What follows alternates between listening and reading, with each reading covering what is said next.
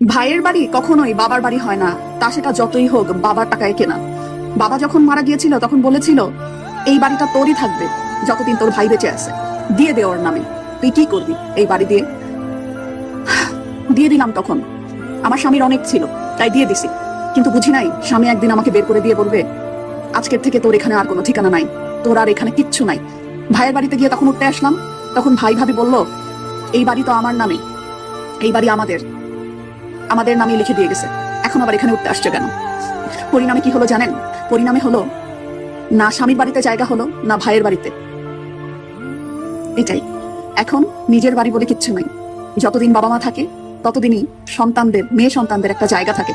কিন্তু যখন বাবা মা চলে যায় তখন না ভাইয়ের বাড়ি নিজের হয়, আর স্বামী তো নিজের হয়ই না। যখনই অন্য জায়গায় চোখ যায় তখন স্বামীও ছুড়ে ফেলে দেয়। ওই মেয়েদের অবস্থা কি হয় একবার একটু চিন্তা করেন তো।